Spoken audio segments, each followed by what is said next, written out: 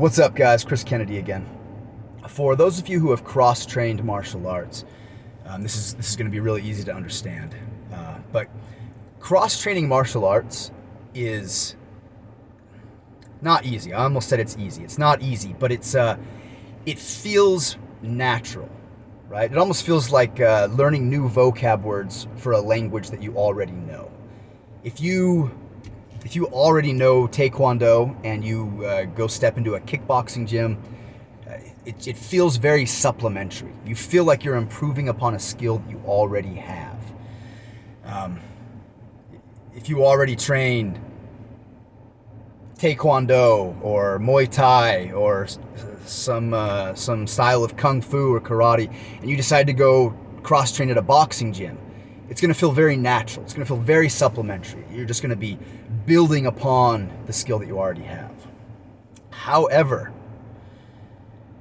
take any one of those practitioners and put them into a Jiu Jitsu gym for the first time. You could be a martial artist of 10 years. If it's your first day in a Jiu Jitsu gym, you're going to feel like any other white belt who's never done any martial art in their whole life.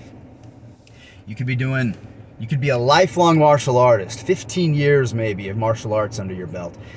And you step into a jiu-jitsu gym and some white belt with only a year and a half of training is going to tap you out in 10 different ways. You're going to feel like a complete beginner.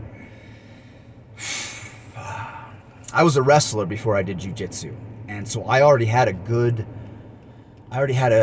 knowledge of how to grapple. Right? I wrestled for almost 5 years before I even stepped into a jiu-jitsu gym.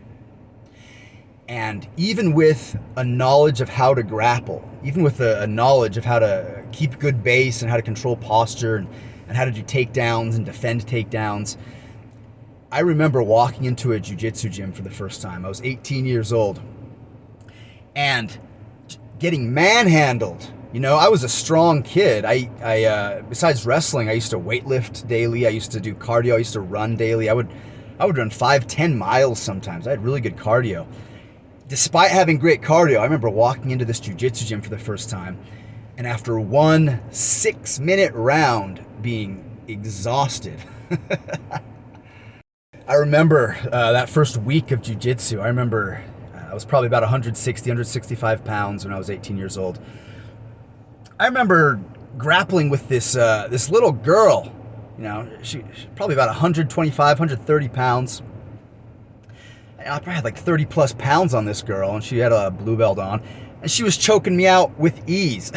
Just getting overpowered by this little girl that weighed way less than me. I remember rolling with this older gentleman, felt older at the time. Now it just seems like a normal age now that I'm in my 30s. But a guy who was in his 40s who calmly, gently choked me out with ease over and over again. And I just remember being so impressed and so shocked and frustrated, if I'm being honest as well, at how worthless my previous training and my athleticism all seemed when I started doing jiu-jitsu. The point is, jiu-jitsu is a great equalizer, and training jiu-jitsu, no matter how athletic you are or how experienced you are in other martial arts, sucks when you start. It absolutely sucks, and not just when you start, but for the first, I would say probably about 2 years. That's probably what it is for most people. I feel like for me it sucked probably more like the first 6 or 7 months, just because I already had a pretty strong grappling background. I was able to start figuring out how to defend myself sooner than most people. And that probably goes the same for most judokas or anyone else who has a grappling background. They're able to probably start getting comfortable with jiu-jitsu a little sooner than other martial artists or other athletes. But regardless, starting jiu-jitsu is rough. It's rough stuff. Getting choked out and getting armbarred by people older than you, smaller than you, weaker than you. You walk in and you see some guy with a white belt on. You say, "Oh, good, he's a beginner like me," and suddenly he chokes you out in the first 30 seconds of a sparring session. Training jiu-jitsu is rough.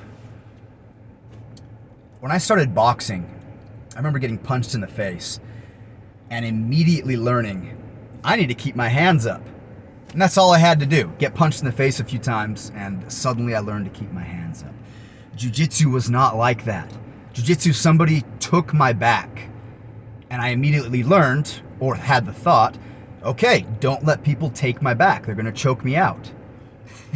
But the difference is, you can't stop people in jiu-jitsu. You go roll with some brown belt, and if he wants to take your back, even if you know, keep my back facing away from him, face him with the front of my body, too bad.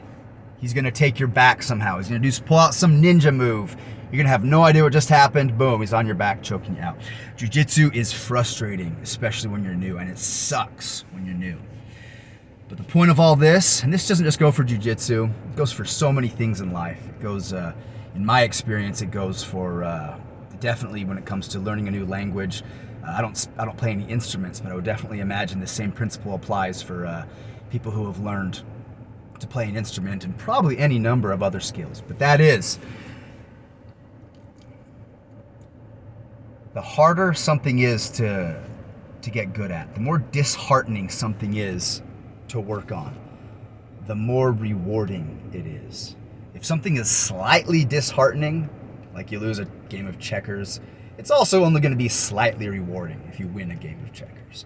But if something is very disheartening, like you're getting choked out and you're getting thrown and slammed on your back every single day, and you just feel like a punk and you're being humbled for 2 hours straight every time you go to a jiu-jitsu practice, it's very disheartening. But if you stick with it, once you start to figure it out and learn it and become comfortable with it, it is equally as rewarding as it was disheartening. So even though training jiu-jitsu sucks, stick with it. Good luck.